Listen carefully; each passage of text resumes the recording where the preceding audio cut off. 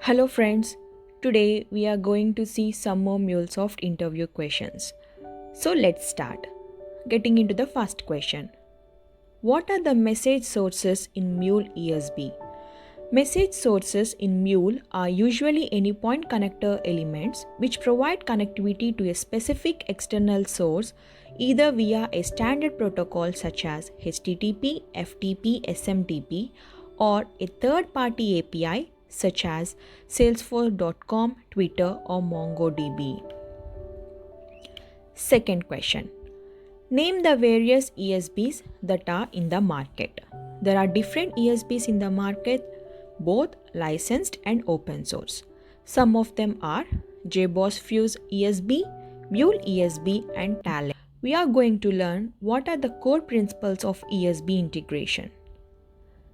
Transportation, transformation, non-functional consistency, and mediation are the core principles of ESB integration. First, we are looking about transportation. Transport protocol negotiation between different formats includes JMS, JDBC, HTTP, etc. Transformation. Transformation of data between certain data formats as needed by every ESB connector individually.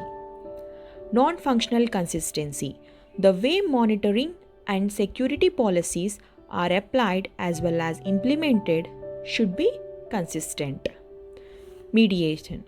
This involves offering many different interfaces to enable different channels to the same component implementation as well as to support different service versions for backwards compatibility. Fourth question. What are the different types of messages in MuleSoft? There are three types of messages. First one, echo and log message. This tells about log messages, move them from inbound to outbound routers. Bridge message. Basically, a passed message from inbound to outbound routers. Build message. These messages that are created from fixed or dynamic values. In fifth question, we are going to learn how do you develop and consume SOAP services. SOAP services can be created just like how we create a Mule project by using RAML. The difference here is that we need concerned WSDL importing rather than RAML, and SOAP services can be consumed by using our MuleFlow CXF component or web service consumer. Sixth question. Define payload in MuleSoft. This is important question. The payload is a Mule runtime variable that stores arrays or objects. It is wrapped under org.mule.api.mule message, which helps you get the different means of accessing the payload under different forms. Mule messages are similar to any other SOAP message, JMS message. It also contains properties, headers, and multiple names attached to it. The main content of this message is known as payload. Seventh question. What is a router in MuleSoft? The router is one of the most critical services of MuleSoft. The router finalizes and assigns the running territory for the messages to move from one service to another service. Basically, routing is a process of controlling the trajectory decided by the router for the moving message to transit from one source to another. It can also be called as gatekeeper of the endpoint services. It keeps tracks of targeted successions to ensure the message gets to deliver on the right intended destination. Routers can also act as a bundle of classified tasks, such as it can split, sort, group or regroup messages based on specified conditions or certain mappings. Eighth question. Define the use of filter in Mule.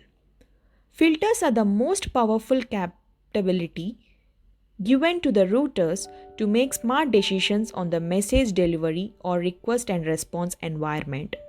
It also gives sight to the router to decide what to do with the messages in the transit stage. Some filters go through intense analysis of the message to find out the actual value for the desired outputs. In the ninth question, we are going to define SDO and SMO, where SDO stands for Service Data Objects, that are the representation of variables and objects. SMO stands for Service Model Object, and it is a pattern for using SDO for messages. The most important question, 10th, difference between ESB and JMS. ESB solves the business problem by providing middleware support for application integration and communication issues without writing code, where JMS helps you get equipped with messaging capability and solving the communication issue between module and instances. 11th question. What configuration is required for JDBC adapter implementation? JDBC adapter configuration is not a complex task for those who have experience in connecting DB. You need a data source to be connected and configured with a database. Also, if your DB is having secure access, then you need to create a security authentication program. Some more most frequently asked questions. These are the 5 more important asked questions in interview.